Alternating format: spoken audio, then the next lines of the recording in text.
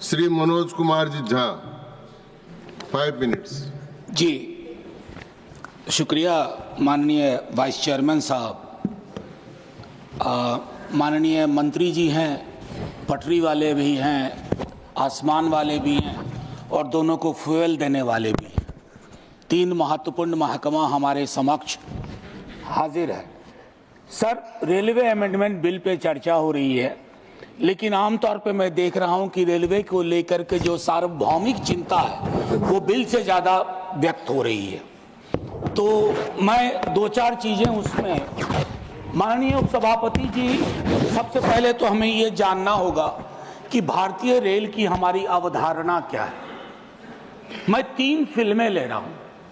पाकीज़ा, जिसमें ट्रेन बोलती है,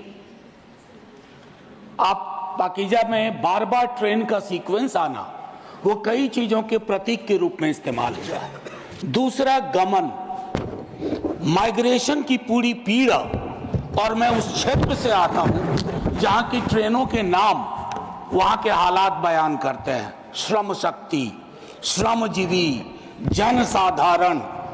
वंदे भारत अभी तक हमारी किस्मत में आया नहीं है। मैं कुछ बातें, माननीय उपसभापति महोदय, और एक फिल्म है कुली, उसके भी क्या निहितार्थ थे हम सब वाकिफ हैं। तो भारतीय रेल के साथ कम से कम इस सदन में कई लोग ऐसे होंगे जिनके जीवन के उतार चढ़ाव के साथ भारतीय रेल का ताल्लुक रहा है। मैं उनमें से एक हूं।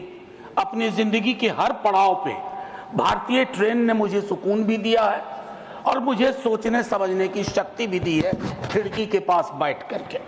माननीय उपसभापति महोदय, ये कोइंसिडेंस नहीं है कि आज मैं सुबह बाहर अपने घर के खड़ा था, कुली मोर्चा के साथी आए और उन्होंने अपनी चिंताएं मेरे समक्ष कही। हम सब ने कुंभ का बहुत जिक्र किया।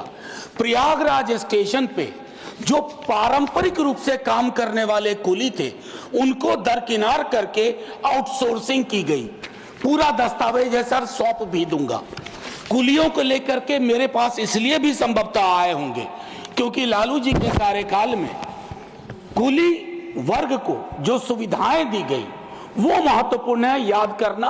बाकी नव उदारवाद ने कई प्रस्थापनाएं बदल दी हैं। लोकल फॉर वोकल की हम बात करते हैं, कुल्हड़ को हमने आखिरी सलाम करके किनारे कर दिया।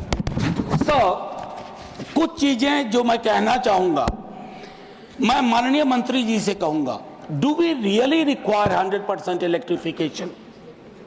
क्या ये हमारे लिए सबसे बड़ी प्राथमिकता हो? उस रूट पे भी इलेक्ट्रिफिकेशन, जहां दिन में सिर्फ एक गाड़ी चलती है यहां से वहां, और मढ़ौरा में जो डीजल इंजन बन रहा है जिसकी कोडल लाइफ 30 ईयर्स, उसका क्या होगा? अभी भी मढ़ौरा में निर्माण हो रहा है। माननीय मंत्री जी से ब्यूटिफिकेशन पे बहुत खर्च हुआ, अच्छा लगता है, लेकिन एंड यूजर को क्या हासिल हो रहा है खूबसूरत चमचमाती स्टेशन से? क्योंकि मैं देख रहा हूं सर, प्रीमियम ट्रेनों पे जो प्रीमियम है सरकार का, वो बाकी ट्रेनों को नहीं है सर। हाल में मैं तमिलनाडु एक्सप्रेस से गया था। माननीय मंत्री जी से मैंने एक दिन लाइटर वेन में आग्रह किया था कि आप अपना प्रशासनिक अमला लेके विजिट मत करो, वेश बदल करके उन ट्रेनों में जाइए। श्रमजीवी, श्रम शक्ति, टीएन एक्सप्रेस, कोई आपको पहचाने नहीं कि आप अश्वनी वैष्णव है, तो आपको फर्क पता चलेगा। माननीय मंत्री जी, IRMS बनाया, लेकिन उसमें 8 सर्विस और जोड़ दी। क्या हासिल हुआ भाई? पुनर्विचार करिए, कुछ फैसले अगर बदलने पड़े। अब इसमें 8 नई सेवाएं हैं। 4 वर्षों से चल रहे सर्विस निगोशिएशन का कुछ हासिलात नहीं हुआ। मेरा मानना है कि पहले का जो रेलवे का था कि 5 बोर्ड मेंबर्स बोर्ड में जो अपना अपना डोमेन नॉलेज लेके आए, उनको उसको बहाल किया जाए। मैनुअल कपलिंग अभी भी क्यों हो रही है कोचेज एंड वैगन्स में, जिससे मौत की आशंकाएं रहती हैं? क्या हम इस परिपाटी को खत्म नहीं कर सकते?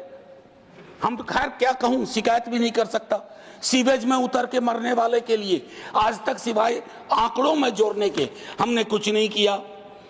स्टाफ को लेकर के चिंता है सर। रेलवे बहुत बड़ा एम्प्लॉयर भी था, बहुत बड़ा, one of the biggest employer.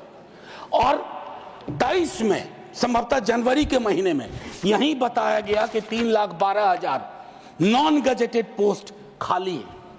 उसके लिए हमारी क्या चिंता हुई? समाप्त बस 30 सेकंड और दे दीजिए जी, बस 30 सेकंड। भारतीय रेल के भविष्य का सवाल है, हमारा भी भविष्य जुड़ा हुआ है। और सेफ्टी को लेकर के मेरे कई साथी बोल चुके हैं, मैं उस पर टिप्पणी सिर्फ इतना करना चाहता हूं कि जब कवच की चर्चा हुई, हमने बहुत सारे विजुअल्स देखे, बहुत तरह की बातें देखी, लेकिन उसके बावजूद अगर इस प्रकार की दुर्घटनाएं होती हैं, जैसे उसके लिए एक अकाउंटेबिलिटी मैकेनिज्म, अक्सर हम देखते हैं कि भगदड़ भी हुई यहाँ न्यू दिल्ली रेलवे स्टेशन पे, खबरें आई कि सीसीटीवी ऑफ कर दिए गए। हमें चिंता इस बात की होती है कि लोग ना जान जाए, बगैर इसके कि किस प्रकार हम इस तरह की चीजों को करें। अंत में आखिर मैं आपसे आग्रह करूंगा, सर, भारतीय रेल इस देश के मन में रची बसी हुई है, उसको इतना आसमानी ना बना दिया जाए कि हमें अपने हाथ से दूर जाती दिखे। वंदे भारत से कोई विरोध नहीं सर, बहुत चलाइए वंदे भारत, लेकिन जो आपकी पुरानी ट्रेन थी जिसमें 80% आबादी आज भी सफर करती है, उन ट्रेनों की क्या हालत है उस पर भी विचार करें। शुक्रिया सर, जय हिंद। श्री सुभाषिष खुंटिया।